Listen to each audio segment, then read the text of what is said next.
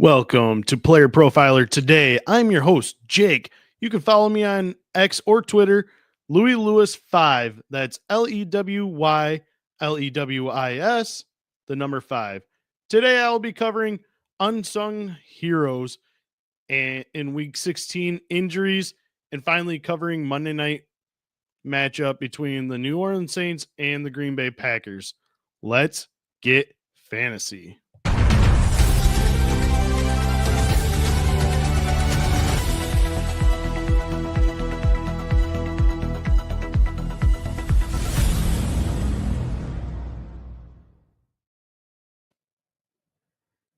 As you can see, today I got the, dress attire for the holiday season.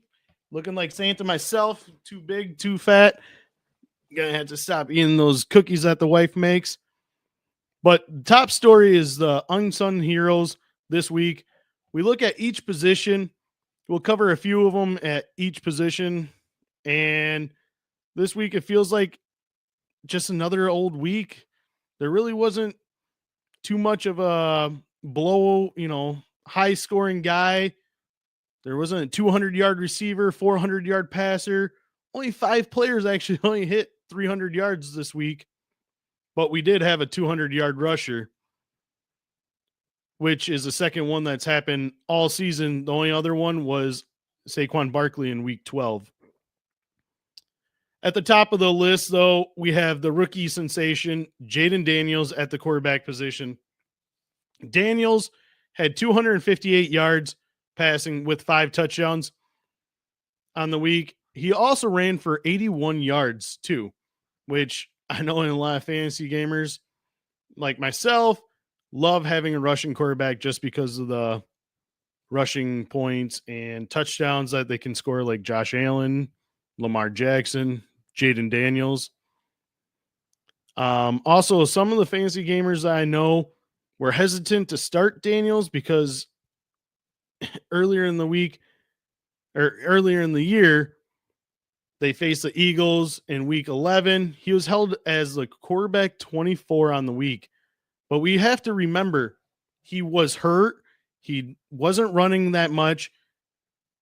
It just slowed down his gameplay, and he did not do good at all. He only had 18 yards rushing in that game. But in this one, he did not disappoint. He's currently the quarterback 1 of the week. And he had a great couple drives, especially the last one going all the way down. I thought that game was already over, and then also I seen Washington pulled off the upset in the last few seconds of the game. At quarterback 2 is Jared Goff. Against a good Bears secondary, he put up 336 yards passing, 3 touchdowns. I mean, having an 82-yard touchdown to Jameson Williams will help those numbers. Remember, there is no David Montgomery for the rest of the season, and I believe that's why they will rely heavily on Jared Goff and this passing game. So I expect the same kind of performance next week for Jared Goff going forward in your championship week next week. Also, Jahmyr Gibbs, hell of a game too. He put up a good performance. But the final guy I have to talk about at the quarterback position is, drum roll, Bryce freaking Young, baby. I mean, he is ranked third on the week. He only had 158 yards passing with 2 touchdowns. But he had 68 yards and another touchdown. I just mentioned having the rushing upside helps a quarterback tremendously. He got the touchdowns in the air. He also had the rushing touchdown. That's 12.6 points on the ground alone. And he is right now quarterback 2 or 3 on the week. Who the hell predicted, though, Bryce Young during the fantasy playoffs was going to go off? And if you had him starting, you have big balls. Congratulations. You have big balls to play him. I just did not see that coming at all. and hopefully he's getting you through and to the league championship for next week. Next is the running backs. The man who rushed for over 200 yards was Jonathan Taylor. He finished with 218 yards rushing. He held on to the ball 3 times, crossing the goal line for the 3 touchdowns. He didn't do another blunder like he did last week, drop the ball at the 1-inch line. And speaking of that, I heard per Yahoo that drop, fumble, touchdown, whatever it was, cost like 7% of fantasy leagues. It's just crazy that even happened. And to hear that it costs 7% of fantasy leagues is just unbelievable. But he's got to be a starter the rest of the season. He has another juicy matchup next week against the New York Giants defense for your championship week. He is a must start. It's just, I mean, he's obviously going to be starting, but just look for him to be a league winner this week against the Giants. Another one was Chuba Hubbard. He finished the game versus Cardinals with 152 yards, 2 touchdowns, one of them being a walk-off during overtime. He contributed 4 catches for 13 yards as well. He's currently running back 12 on the season. He has a neutral matchup next week against the Buccaneers. I think he will have a lot of success in the passing game. Rushing, I think 60 yards, maybe a touchdown too. And, these are divisional matchups, so it's going to be really close either way. And I just think that he's going to be another league winner too.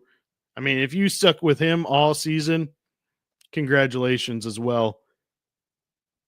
And especially with them drafting Jonathan Brooks, and I've seen Jonathan Brooks getting drafted so much higher than Chuba Hubbard. And I don't know why or how. He was not starting. We knew he was going to get slow rode into this, offense during the season. And now he tore his ACL again. Chuba Hubbard is a must play going forward still. And I also want to mention another unsung hero, which started in only 17% of sleeper leagues and was only owned in 58% of sleeper leagues. He is currently the running back 10 on the week. He finished last week with 2 touchdowns, this week with 2 touchdowns. Drop in the comments below to see, who do you guys guess? Who do you think it is? Who am I talking about? I will reveal that player's name after we hear a word from the Podfather.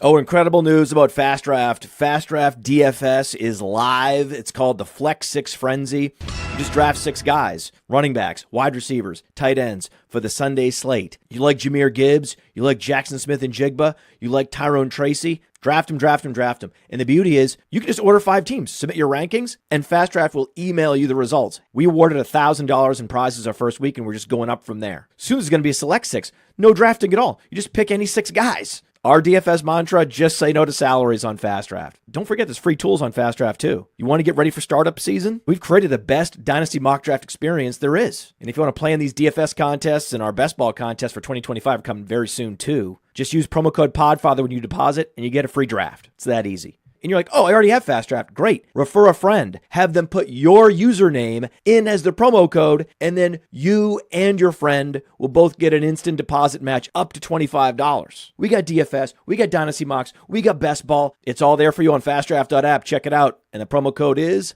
PODFATHER.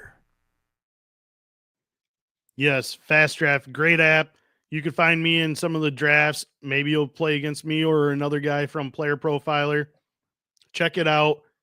And there's only a couple more weeks, so most likely you'll probably find us on there as well. The third running back that I was talking about, I don't know if anyone got it, but was the backup running back for the Tennessee Titans, Tyjae Spears. His performance on Sunday was ahead of running backs like Kyron Williams, Bucky Irving, Brees Hall, Chase Brown, and Ken Walker, to say the least. Last week, he finished as the RB3 of the week.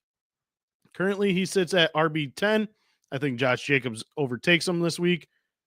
But for those 17% of owners that started him, congratulations. It's just a huge boost for you. And it was the right move. I didn't see it coming myself, but that's what you love about fantasy. So far, 2 of the unsung heroes are from Carolina Panthers. Who the hell would have thought that, the semifinals of your fantasy playoff week, that 2 Carolina Panthers are going to ride you into the championship week and a backup Titans running back? What the hell? And he helped last week too. It just, I love fantasy for this purpose. Anyone could just jump up and be that star. There wasn't like a huge, boom or bust like last week. You had Mike Evans. You had Devontae Adams, almost 200 yards, 2 touchdowns. And it just was a quiet, soft-spoken week, I feel. Moving at the wide receiver position, Justin Jefferson, he's number 1 right now. And I'm not going to say he's an unsung hero because he's one of the 2 best receivers in the league with Jamar Chase. But the number 2 wide receiver currently, the old man, Keenan Allen. He finished with 9 catches, 141 yards, and a touchdown. He's the wide receiver 30 of the season, but that's mostly due because he missed the injuries or games early on the season with injuries. But in the last 5 weeks, he's finished as a wide receiver 5, the wide receiver 4, wide receiver 53. Last week was wide receiver 14, and currently he's wide receiver 2. Crazy to think at the right time this guy is blowing up. Caleb Williams and him are having a great connection. I feel like maybe it's because he took him under the wing and showing him, a few different things that to look out for. And with that, Williams is rewarding Allen with great play, lots of targets, and it's helping us fantasy gamers if we have Keenan Allen. The second wide receiver I'll mention is rookie phenom Brian Thomas Jr. Ever since Mac Jones started in place of injured Trevor Lawrence, he has spoon-fed Thomas with targets after targets after targets. In the last 4 weeks since the bye week, 10 targets, 12 targets, 14 targets, 13 targets. Like last week, he had his fantasy playoff debut. How is he going to follow that great performance of being the wide receiver 4 of the week? You follow it up with being the wide receiver 3 of the week. That's how the hell you do it. And he sure the hell did. Becoming a league winner at this as a rookie, he's going to keep on getting spoon-fed. I don't see anyone taking away touches from him. And he's definitely a league winner. And overall, he's probably a top 7 dynasty wide receiver, I'd say. Huh? What? Drop in the comments what do you think he is as a dynasty wide receiver going forward. And lastly, I'm going to talk about the wide receiver position. He has failed us more times in his career than not, whether it's missing the whole rookie season with injury or being suspended to begin the season last year due to gambling. Jamison Williams, the 26th wide receiver of the season, crushing the semifinals of fantasy playoffs, turning in a performance of 5 catches, 143 yards, and 1 touchdown. His career has been full of upside and downs, but for us fantasy gamers, we will remember this performance that got us to the championship week. The 83-yard or 82-yard touchdown play was amazing. And I think he's going to still get that kind of volume because, not Antonio Brown, but Amon-Ra St. Brown is going to get his share. Jahmyr Gibbs is going to get his share. You have to have that field stretcher, and that's what Jameson Williams is. And that's what he's going to be for the rest of the season with David Montgomery up. Lastly, I'll talk about tight end position. We all know Brock Bowers and George Kittle are top of the list, and right now they're top of the performance for this week. But after that, who? I don't, it's just been those two really all season. Like Travis Kelce, he fell off a cliff like end of last year. Sam Laporta, he's not even worth that 303 draft spot that he got in redrafts. Right now, I want to say the number one unsung hero of week 16 is Chigakonku. Being the third best tight end, giving you the positional advantage, and it's paid off. It's just been great. Looking at the last few games, he's gotten high volume targets, 6, 4, 10 last week, and 11 yesterday. He's currently tight end 21 of the season, but the last two games, especially with Mason Rudolph being the at quarterback, I think Chigakonku has a better upside with him than it does with Will Levis. I think you can stream him for next week's championship game. Why not? I just don't see why not. And the other tight end I'm going to talk about, because I'm only going to talk about two of them. Dalton Schultz, tight end 4. The heck? You heard that right. Dalton Schultz is the tight end 4 right now on this week. He only has 2 top 10 finishes on the year, but no better time to put up that number this week. He got more involved in the passing game after the Tank Dell suffering his devastating injury. He could be a streamer as well for next week just because of that whole situation with Tank Dell being done for the season.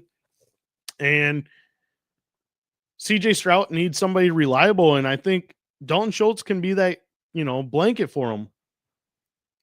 Who is your guys' week 16 unsung heroes? These players came out of nowhere. Bryce Young. Come on, man. Like only 4% of the sleeper leagues had him starting. And he's right now the quarterback 3 on the week. I just don't understand it. If you had him or Tajay Spears starting, you guys have some kind of cojones, and I'm happy for you guys that started him. I really am. And hopefully, these guys continue into the championship week just because they got you there and continue to be your heroes and your league championship winners. But drop who's your hero in week 16? I'd like to know.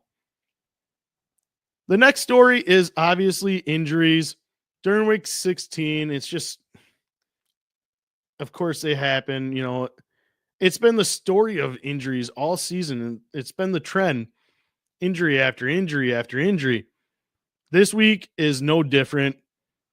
We'll start again with the devastating one, like I just mentioned a few moments ago. Tank Dell, he dislocated his knee, tore his ACL and other damages. And he obviously will miss the rest of this season, and I'm going to say probably all of next season as well.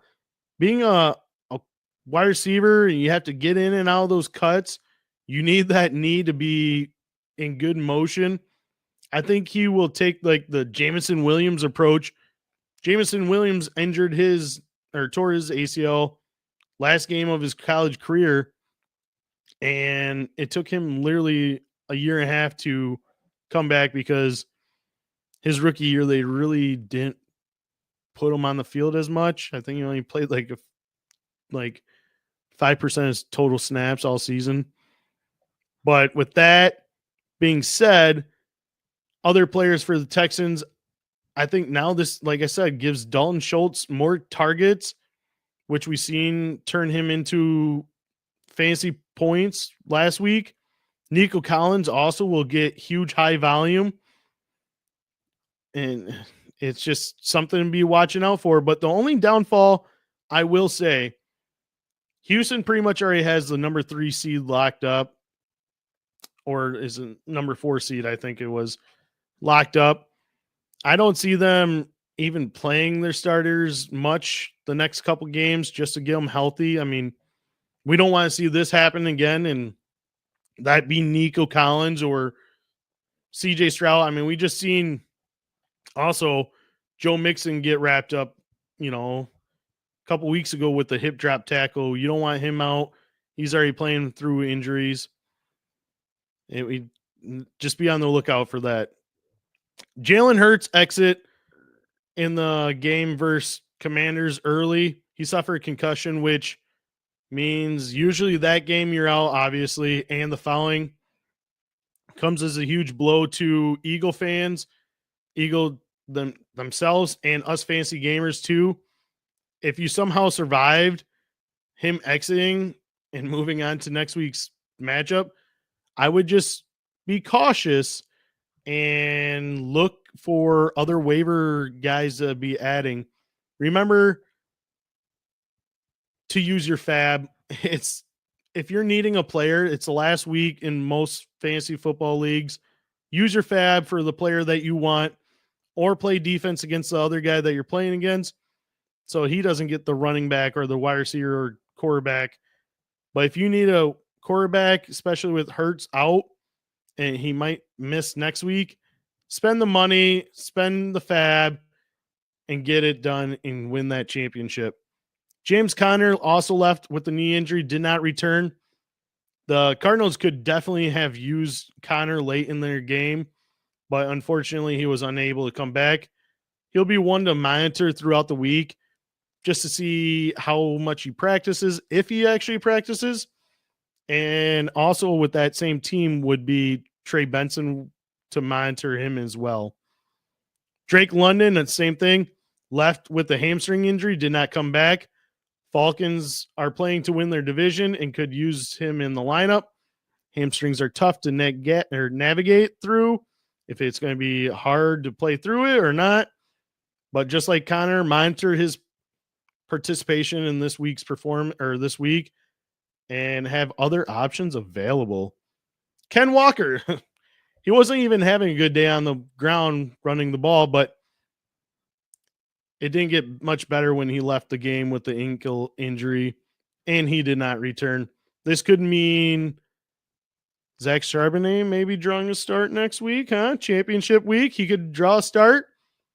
Never know. But just be sure to keep updated and, have options available to keep updated with injuries and who to start or sit. Be sure to follow us here at Player Profiler and check out our social media pages. Also, we have an all-in package for the rest of the season. You could get at Player Profiler for $25 when you use promo code Santa.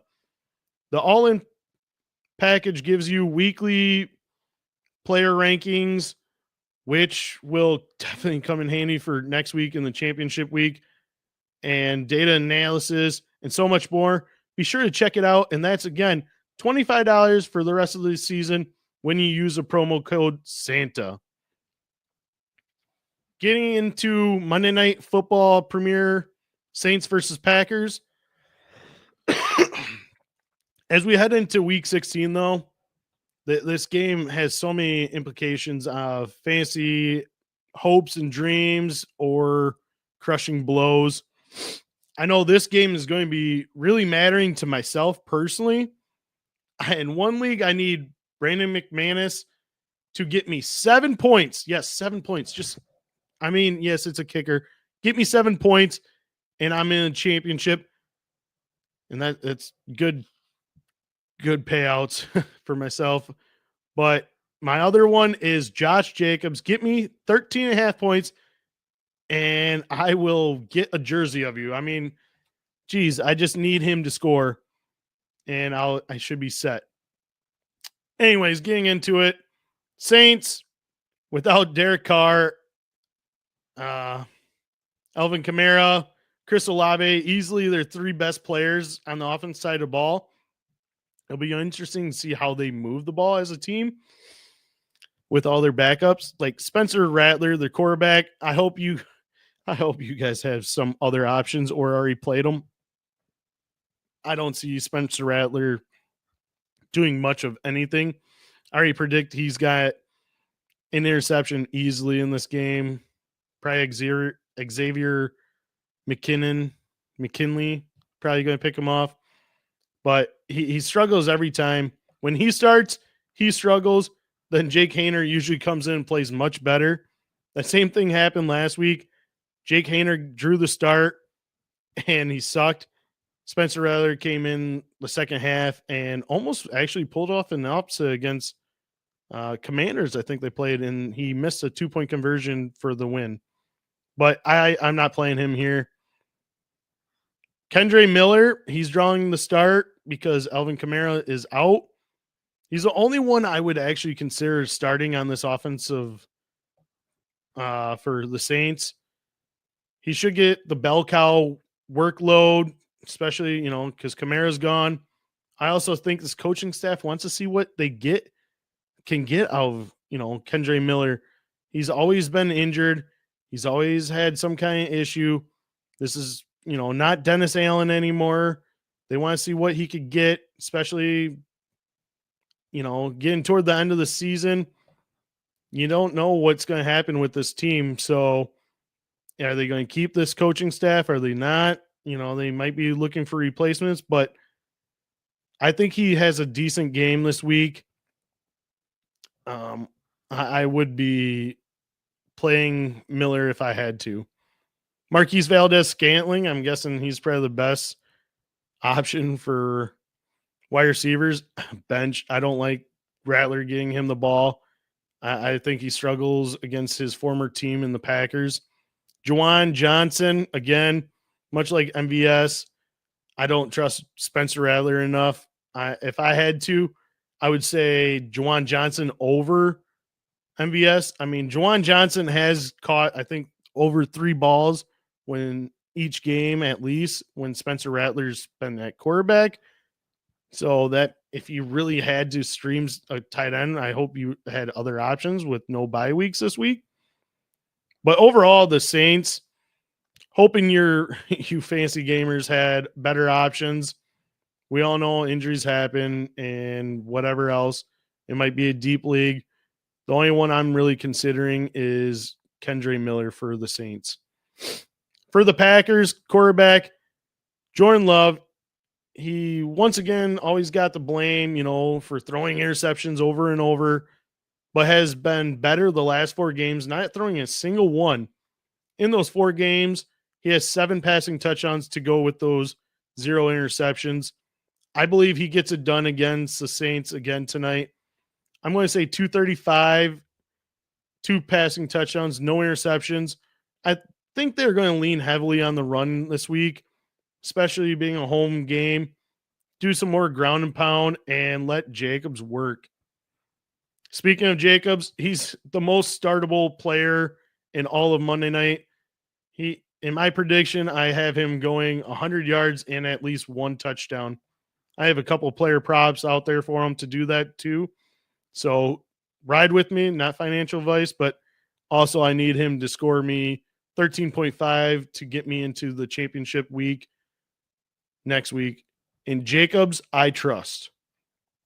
Wide receiver position, Christian Watson has probably been the best Packer wide receiver in the last few weeks, going over 100 yards a couple of weeks ago. He's just always that one play away from the explosive, 100-yard game and big touchdown. I think he gets like a 40-yard touchdown tonight, and I think he could be played this week. Jaden Reed, red light, green light tonight. I say it's a yellow light for me because I say be cautious. Since week 4, he's only had 1 top 15 wide receiver finish. He's been making a living at 3 catches, 30 yards all season for the most games. That's kind of where I see him going tonight too. Romeo Dobbs, after missing a couple games with a concussion, he came back with 3 catches, 40 yards, and 2 touchdowns last week. I think he'll finish higher than Reed, but lower than Watson. I see him and Watson both scoring a touchdown of those 2 that I predicted for Jordan Love. Tucker Kraft, there's so many mouths to feed, so I feel bad for him, but at the same time, I just think he's going to be less effective than the other pass catchers. He's just like Jaden Reed, though. He's getting those 3 catches for 30, 40 yards. And that's kind of where I have him projected as well. This game, like I said, is filled with bunch on the line to go to the playoff or continue in the fantasy playoffs and crush your fantasy playoff dreams. So I'll be excited to watch this one, especially since I'm a huge Packer fan, hometown favorite, but also I am the player profiler writer for the New Orleans Saints. In predicting this game, I am saying Packers win this one easily, 27-10. Jordan Love, 2 touchdowns, 1 to Dobbs, 1 to Watson. Josh Jacobs, 100 yards and a field goal or a touchdown. And I think Kendre Miller gets a touchdown tonight. That is a wrap for me. I got to get out of here. We got other stuff coming up. If you have enjoyed the show, be sure to follow, like, subscribe, and more expert analysis and tips. Be sure you always hit that subscribe button. Remember to follow us on Twitter or myself on Twitter, Louis Lewis 5. Also, would like to know what you guys want me to cover for the off season on Mondays. You could email me at for ideas and everything at my own podcast fantasy endzone podcast at gmail.com or Twitter, Louis Lewis 5. Best of luck, fantasy playoffs. Hopefully some of you listeners are champs by the next time you hear me. From all of us here at Player Profiler, and from my family to yours, have a safe and happy holidays. I'll catch you guys next time. Peace. Hey, I want to thank you for being part of this broadcast. If you have any thoughts on it, leave a comment. If you enjoyed it, make sure you leave a like. And if you want to see more shows on the Player Profiler channel, subscribe to it. That's how we know you want more.